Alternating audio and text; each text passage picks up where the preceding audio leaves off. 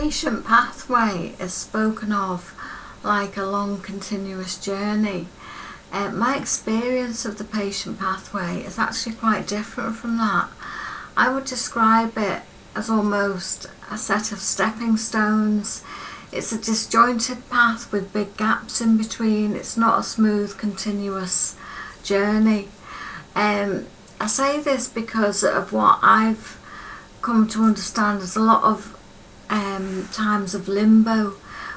What I mean by this is there's a lot of time in a patient's life when nothing's happening of significance, maybe to them but not to anybody else.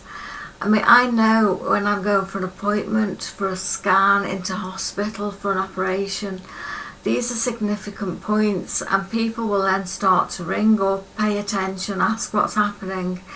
A lot of what a patient is going through happens in between these appointments. You know, when they leave a consultation, when they walk out from a scan, then they're left maybe to go home and spend days, weeks, months waiting for the next thing to happen.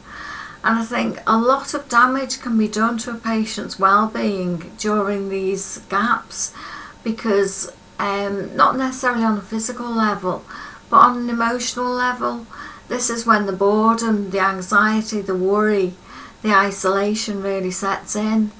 Because one of the things about not knowing the next step, I mean, for example, I could be waiting for a hospital date to go in.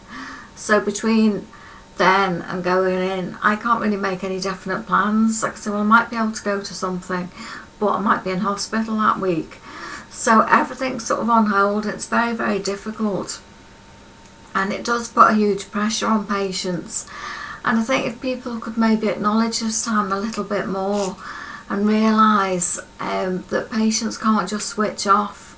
You can't go for an appointment and then do nothing but get on with normal life for the next 2 or 3 weeks or months or whatever. You're then living with it continuously. And yet there's very little acknowledgement of that. Everyone is just, oh, well, let me know when you hear what's going on. Let me know when you hear this. What about the day-to-day existence of a patient? As I say, it's 24/7. Patients don't switch off at all. And it's during this time that I think patients often need the most support, because the anxiety is building up, the worry is building up. This is the time that maybe it's good to have friends around, to be distracted, to be doing what you can do, even if that is limited.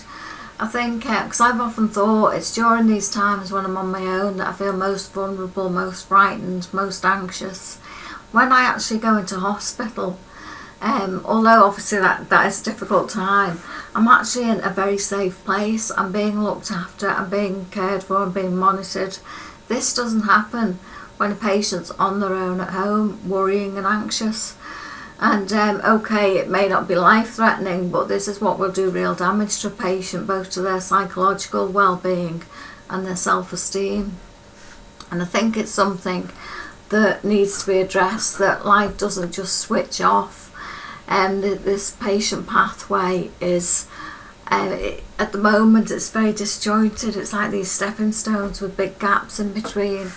And I think, you know, if that could be made a smoother pathway, more continuous, without these big gaps, and the patient feeling supported throughout the journey, then this would help a great